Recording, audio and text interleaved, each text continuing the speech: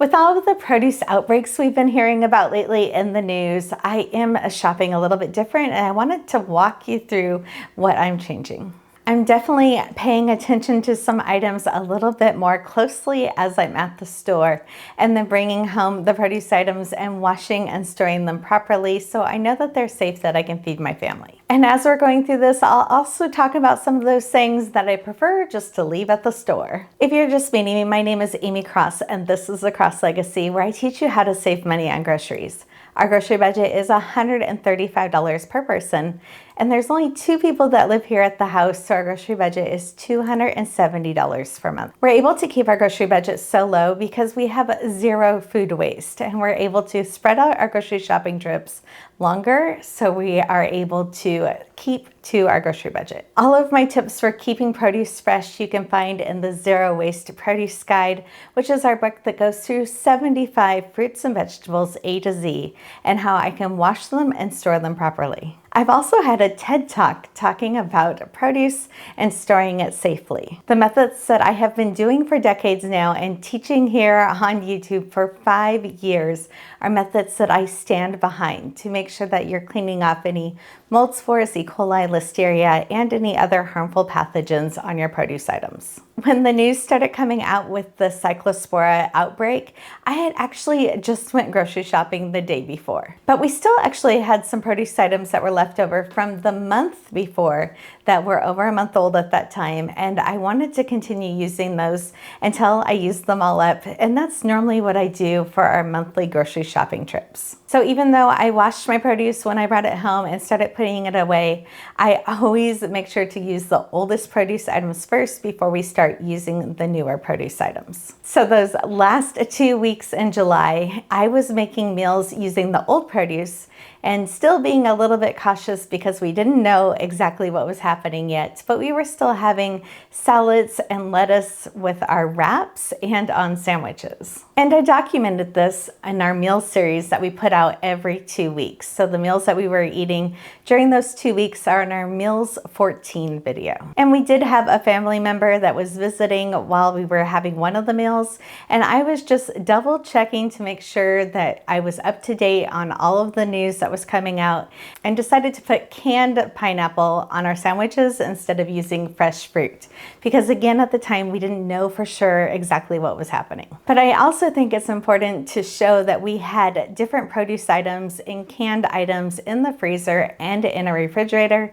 Even when we were questioning the fresh produce that we were bringing into the house, we were still able to have produce with our meals. So once we did start using that new produce that had been washed, and we still didn't know what the news was telling us and what the cause of the outbreak was, I was making sure that we were adding more cooked produce to our meals instead of eating it raw, because we didn't know exactly what was going on or what was causing the issue right at the beginning of this, and we were starting to use that new produce I had brought home from the grocery store.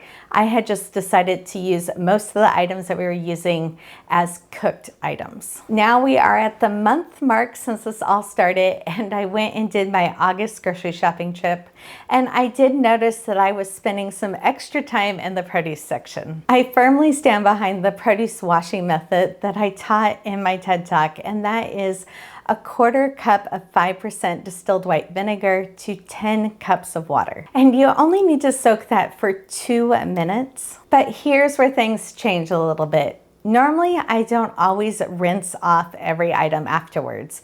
If they have smooth sides, I will normally take it from the bowl and put it right on the towel. But during this outbreak, and I think it's just like a reminder every summer, to make sure that you're rinsing every item, not just berries and lettuce. I literally have hundreds of videos here on the channel breaking down each produce item, how I wash them and store them and keep them in my refrigerator so they last for weeks. If you're looking for a particular item, make sure to ask in the comments. I am happy to help you find links. But today we're going to talk about what I'm buying and not buying at the store. So besides for rinsing the items a little bit more than I normally do, nothing else has has changed in my kitchen. But I will say what has changed is me spending a little bit more time at the store and knowing where my produce is coming from. What I'm really concentrating on the produce items before I bring them into my kitchen. I'm keeping up to date on the daily reports of what things are being recalled and the news that's happening. When I'm at the store, I'm actually reading the labels on the produce items to see what farms and what location things are coming from. And I'm also making decisions on how easy it's to clean, whether or not I'm even buying it at this time. So one of those items that was actually on my filming list to do today was iceberg lettuce. And when I was at the store, it wasn't in a box and it wasn't wrapped with a label. At the grocery store that we go to, Winco, oftentimes things are still in the grower's box and they just open them up and they put them on the shelf. So you can still peek around and look to see where it was grown, what location it was packed at, and the dates. But the iceberg lettuce was in the refrigerator section that was out of the boxes, so I couldn't tell where it was from at all. And it's not something I normally buy anymore anyways. And there's actually a nutritional benefit to romaine lettuce over iceberg lettuce. So we use this for sandwiches and wraps, and I even shred it up to have it on tacos. But the lettuce did come in a wrap, and I know the farm because this is Storino Farms. We actually grew up near this farm, and so whenever I see this farm produce on our shelves now, I get really excited because it kind of makes me a little bit homesick to see the mountain. But I do like knowing where the grower is right now, that it was coming from a Washington grower.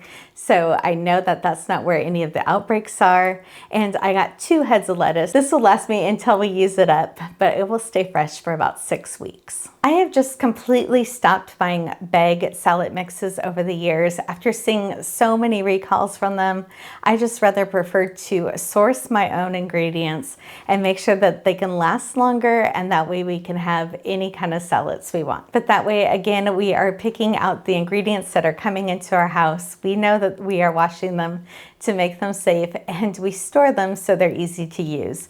We have what we call the salad basket in our refrigerator, where I keep all the chopped produce items so it's ready to go to make an easy salad. Spinach is something else that I chose to buy because I knew where it was being grown, and this was a local to me grower. So I know that this is happening in Washington. It will tell you on the label exactly where. You can research a little bit more if you want to by the information that are on these tags. And these bundles happen to be inside a box that even gave me more information. I did choose to get the larger spinach, even though I normally get baby spinach, because this will be easier to wash. And after I wash and dry this, I will trim the stems, and then it goes in filtered water in the refrigerator, and these leaves will perk back up as it gets rehydrated. The spinach was another choice I made while I was at the store, thinking about the different outbreaks to make sure that I had something that I could wash easily.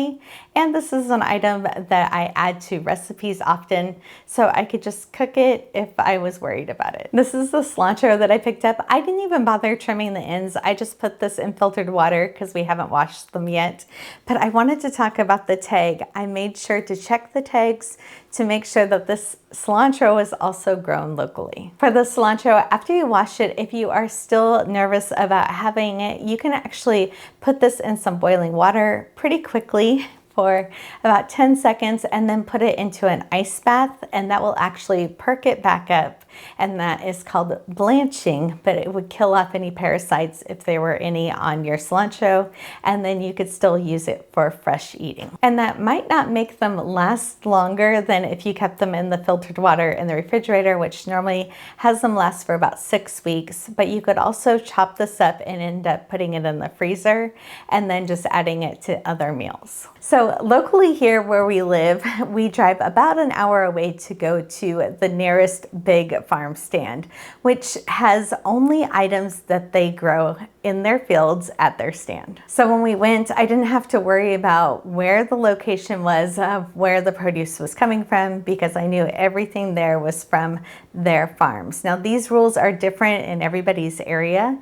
When we lived over in the Seattle area, it was a different rule for farm stands, and they could bring in, source other farms' produce items in. So make sure if you are going to a farm stand just for this outbreak kind of reasons that you know exactly where the produce is is coming from. But I love going and checking out what they have to see what's in season. And I'm a canner normally and like to be able to get big boxes of produce straight from the stand. But here in our area, something that is in season is bell peppers and jalapeños. So I was really glad to be able to grab some jalapeños because these are just starting to pop up in some news reports. So for the jalapeños that is being talked about right now, there is a salmonella outbreak for them. So it is not only in the restaurant supply like it is for the lettuce right now, but it is in the grocery stores for jalapeños, and it's also in packaged things that you might already have in your house that's starting to be recalled,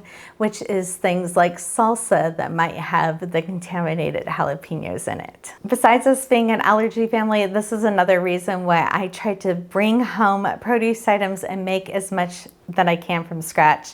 One of those things is making fermented salsa every summer. We have a video here on the channel if you want to check that out, so you would get all of the good probiotics in it, like eating sauerkraut, but it's salsa. I did get some avocado. This again, I wasn't looking for the organic label as much as I normally do, and I was looking for where it was grown. Some of these other issues that are happening might possibly be with the irrigation water that is happening in a certain location, and it is not where these avocados are grown, so that's why I ended up picking these. I'm not saying that all produce coming in from Mexico right now is unsafe. I'm just being very careful of what I bring into my house. And since the news just keeps changing their minds, it seems like almost every day of what is coming out and what location is possibly one that you want to avoid or seems safer to eat, I have a little trick that will help you. Since I am a content creator, I take a ton of pictures